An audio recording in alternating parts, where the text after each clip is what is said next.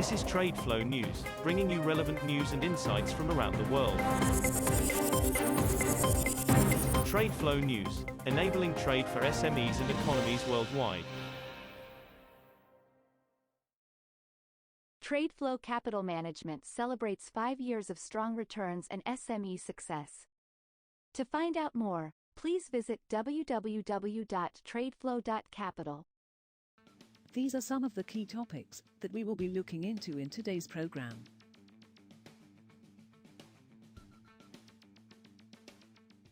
First, let's take a look at the overnight headlines which are impacting the commodity markets.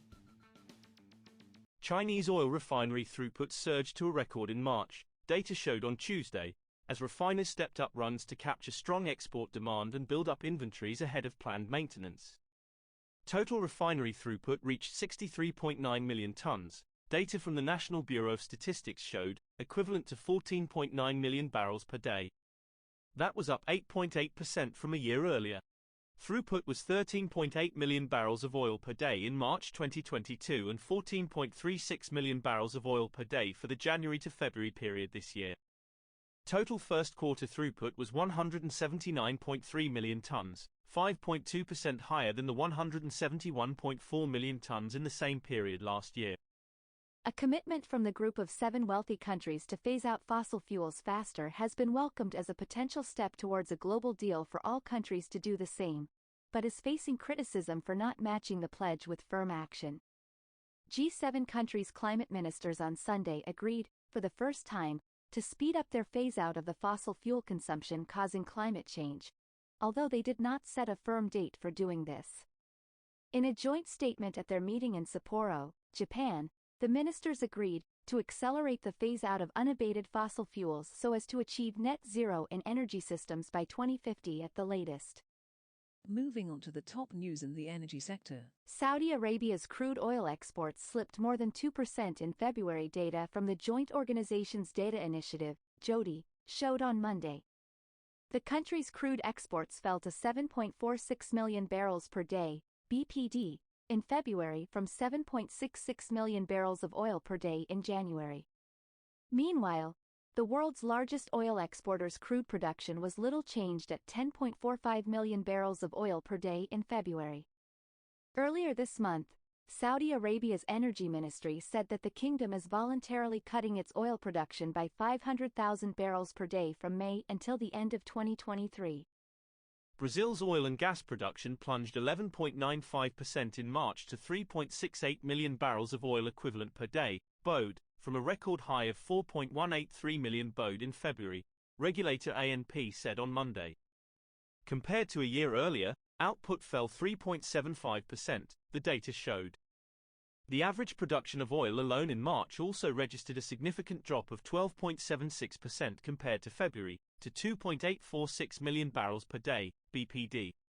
Next, we have the top news in metal markets. Shanghai tin prices leapt over 10% in intraday trade on Tuesday to hit their highest in more than 2 months, supported by supply fears after a major ore-producing region in Myanmar issued a ban on mining activities.